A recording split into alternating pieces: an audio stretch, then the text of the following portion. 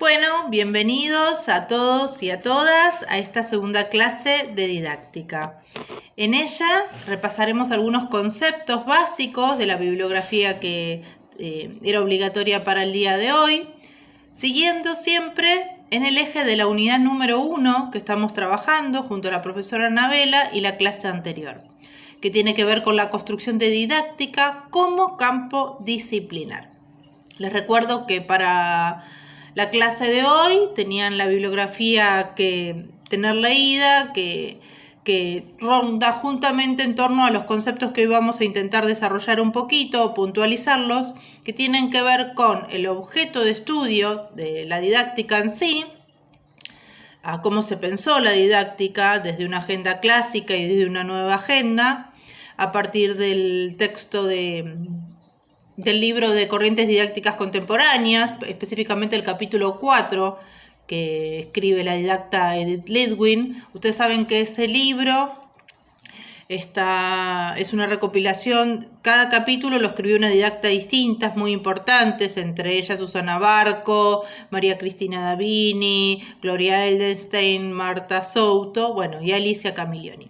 Nosotros vamos a puntualizar ahora algunas cuestiones del capítulo 4, aunque ya estuvieron trabajando ustedes con esta bibliografía en la clase anterior, y seguramente va a ser una bibliografía bastante recurrente porque es un eje muy importante para la didáctica. Ustedes están empezando en esta disciplina, en la carrera que tienen varias didácticas que siguen y que seguramente va a ser recurrente la vuelta a alguno de estos textos. Así que yo les recomiendo, más allá de que estemos puntualizando en algunos capítulos, en algunas conceptualizaciones puntuales, que lo lean completo.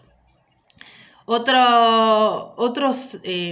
vamos a trabajar también en relación a lo que es más la tríada didáctica, el contenido del docente y el alumno, con un texto de Camillioni que se llama Las metáforas conceptuales en la construcción del discurso pedagógico. Es un texto muy interesante porque nos plantea el efecto en la construcción justamente del discurso pedagógico de lo que son las metáforas. En este caso tomamos a la metáfora de la tríada didáctica. Ya lo vamos a desarrollar un poquito más adelante. Les recuerdo que la bibliografía optativa tienen el libro de Chevalar, la transposición didáctica del saber sabio al saber enseñado, donde pueden consultarlo. Les recomiendo también que lo lean porque es muy importante en justamente la historicidad de las conceptualizaciones didácticas en esta disciplina. Vamos a pensar entonces en torno al campo de la didáctica. Desde Edith Lidwin, ella nos plantea la existencia de una agenda clásica, ¿no?, en relación a la didáctica, una agenda clásica que básicamente estaba definida a partir de lo que se entendía en ese momento, que eran las teorías del aprendizaje, las psicologías del conocimiento, en torno a todo lo que tenía que ver con el binomio enseñanza-aprendizaje. Es decir, se pensaba la didáctica y las cuestiones didácticas desde esta agenda en torno justamente a que si un profesor enseñaba, el alumno aprendía. Estaban estos procesos que hoy los pensamos desde un lugar más separados, ¿no? Estaba este proceso como casi un proceso único, o como casi un proceso que si se daba uno tenía que darse el otro indefectiblemente. Mediante los procesos cognitivos justamente era como aprendía el alumno. Entonces saber en ese momento de teorías del conocimiento, de teorías de aprendizaje, era súper necesario en torno a esa didáctica. Porque ¿qué era la didáctica para la agenda clásica? La didáctica era una mera aplicación práctica de conocimientos justamente sobre estas psicologías, ¿no? La psicología del desarrollo, todas las teorías que tenían que ver de cómo aprende un niño, a qué edad, se basaban básicamente en esto. ¿Cuál era entonces las categorías que manejaba esta agenda clásica? Las categorías tenían que ver con el currículum, justamente, qué es lo que se enseña, cuál es el contenido que se enseña, con las actividades, tenía que ver esta agenda clásica, relacionadas con los estadios evolutivos, ¿no? Siempre pensando determinada actividad para este chico que está en este estadio, que tiene estas características de aprendizaje. Esta agenda clásica también tenía como categoría los objetivos, ¿no? Que permitían ir viendo que los aprendizajes se vayan cumpliendo, y tenían a la evaluación. Básicamente como un sistema que permitía al docente ir tomando decisiones en torno a la clase que había pensado, en torno a sus objetivos justamente, y bueno, en tal caso modificarlos. En determinado momento se empieza a pensar justamente esto que hablábamos antes, que no siempre que alguien enseñaba, alguien aprendía, ¿no? Se empieza a romper esto que se llamó el binomio enseñanza-aprendizaje, y se empieza a posicionar la didáctica en una agenda nueva. En una agenda nueva que va a estar mucho más ligada a las prácticas de enseñanza, ¿verdad? No va a tener esta agenda nueva las mismas categorías clásicas. Lidwin propone unas nuevas categorías para comenzar a pensar la didáctica, y esas categorías van a tener que ver básicamente con dos cosas: con lo que ella llama la buena enseñanza y lo que llama también la enseñanza comprensiva. Vamos a pensar un poquito qué es la enseñanza en torno a estas categorías que ella propone.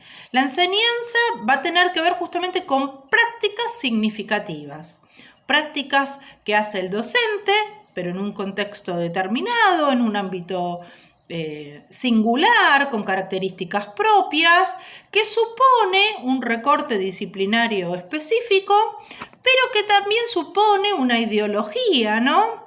Y esto hace que esa práctica asuma determinada perspectiva y no otra. Desde este lugar de pensar a la didáctica en torno a las prácticas de enseñanza, se empieza a pensar estas categorías de la buena enseñanza y la enseñanza comprensiva, como les estaba mencionando. Bueno, hay que empezar a pensar que todo recorte docente justamente va a tener que ver con lo disciplinario, ¿no?, de lo que quiero enseñar, pero también va a tener que ver con el posicionamiento ideológico, ¿no?, la construcción propia ideológica de ese docente, que lo hace mirar, pensar, reflexionar al mundo con determinadas categorías y no otras. Bueno, cuando Lidwin habla de la buena enseñanza, justamente se refiere a lo bueno en relación a ¿qué? En relación básicamente a dos cosas. Por un lado, a lo moral, a lo éticamente correcto a la hora de dar una acción pedagógica, a la hora de llevar a cabo con los estudiantes cualquier tipo de intervención, prevaleciendo siempre una acción que sea éticamente correcta, y también buena en el aspecto epistémico. ¿Qué quiere decir esto? Que sea relevante, que sea significativo para el sujeto que está aprendiendo, ¿no? Que el currículum que se enseñe no sea un currículum arcaico, viejo, que no tenga significatividad contextual ni futura. Desde este lado piensa ella lo que llama la categoría de la buena enseñanza, pero también propone otra categoría que dijimos que se llamaba la enseñanza comprensiva. ¿Y a qué va a ser justamente referencia a esta enseñanza? Justamente a que es importante la forma de adquisición de los saberes de los estudiantes, que es necesaria que sea de manera comprensiva, que dé lugar ¿a qué? A la reflexión, al pensamiento crítico, a poder realizar analogías, argumentaciones, contraargumentaciones, ¿verdad? No una cuestión memorística. Justamente lo comprensivo lleva a que desde lo cognitivo hagamos otro recorrido mental, un recorrido crítico, un recorrido analítico, ¿no? La didáctica, sumado a la buena enseñanza, entonces, se trata de encontrar en esta agenda la mejor manera de enseñar determinado contenido a ese grupo particular y singular con esas justamente características únicas, ¿no? Porque justamente lo que se propone acá es que no se puede enseñar a todo el mundo y todos los contenidos con un solo método, sino que justamente va a haber muchos métodos y hay que buscar la forma adecuada para cada contenido y para cada grupo o sujeto que esté aprendiendo. Bueno, para esto también se proponen recuperar lo que sería la disciplina. Lingwit dice que en la agenda clásica los contenidos disciplinares estaban absolutamente determinados por un currículum que era parcializado, atomizado, ¿no? Y muy separado, con categorías según materias, pero que eso hacía que se vaya perdiendo en realidad la significatividad y la construcción en sí de esa disciplina. Explica que las disciplinas están todas construidas en un tiempo y un espacio particular y utiliza también una metodología particular y surgen en determinado momento, ¿no? Tienen un mecanismo o un proceso epistémico cada disciplina propio. Un mecanismo que puede ser sustancial, que va a tener que ver con las bases y los fundamentos, justamente con los axiomas que sostienen esa disciplina, pero un mecanismo que también es sintáctico, nombra ella, sintáctico en relación a los mecanismos por los cuales estas disciplinas construyen el conocimiento epistémico. ¿Cómo se investiga? ¿Cómo se construye el conocimiento de ese saber? En los colegios esto está súper dividido, muchas veces los saberes empiezan a tener un torno súper escolarizado y pierden la significatividad. Justamente lo que se propone acá es poder adaptar didácticamente esos contenidos, ¿no? Esos saberes sabios, como lo llaman, y poderlos adaptar didácticamente de manera que sean factibles de ser enseñados y por lo tanto aprendidos. Pero, ¿qué es esto de adaptar didácticamente un contenido, ¿no?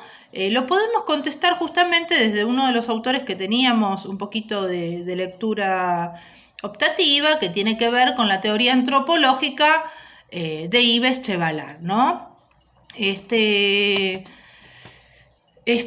Nos va a postular que justamente el proceso por el cual se modifica un contenido de saber para adaptarlo a su enseñanza de una manera, ¿no? De pasar de un saber, como decíamos, sabio, es transformado en un saber enseñado, ¿no? Adecuado siempre que al nivel del estudiante, ¿no?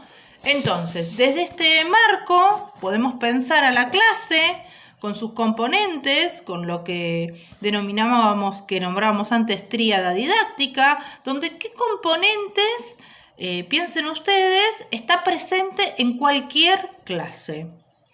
Proponen entonces que eso es un docente o alguien que enseña, ¿verdad?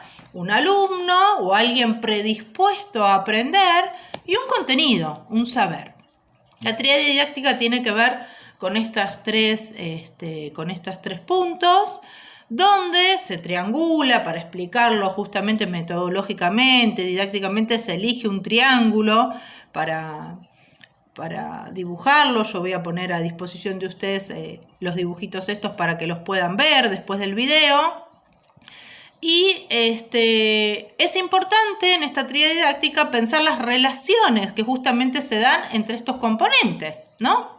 Dijimos que el docente va a estar presente con su propia ideología, su propia perspectiva, pero también va a haber un alumno ahí presente, con una estructura cognoscitiva. ¿Qué quiere decir con una estructura cognoscitiva? Con justamente sus conocimientos previos, ¿no? Y un saber que estaría adaptado didácticamente para ser justamente en esa relación con el alumno y con el docente, poder armar una relación pedagógica donde se puedan enseñar estos saberes. Bueno, es muy interesante poder pensar, por eso pusimos en la bibliografía el texto de las metáforas conceptuales en la construcción del discurso pedagógico de Camillioni, porque ella nos plantea ahí cómo justamente la construcción en la explicación, por ejemplo, de esto de la tríada didáctica, como esta construcción metafórica, ¿no? A partir de un triángulo, nos permite muchas veces didácticamente visualizar el contenido, poderlo entender y lo hace factible justamente de ser comprendido, pero que a la vez toda metáfora, ella nos plantea en ese texto, delimita o vela algo de la significatividad también.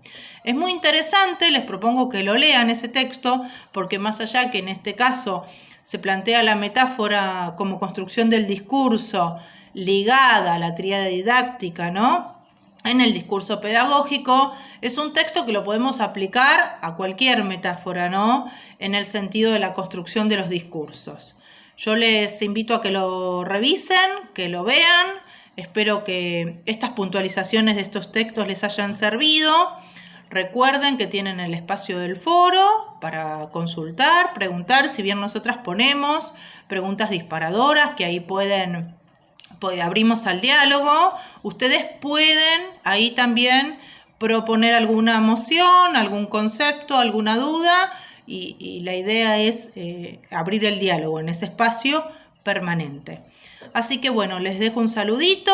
Por acá terminamos con la clase número 2. Espero que les haya hecho útil y nos encontramos en los distintos espacios de didáctica. Hasta la próxima.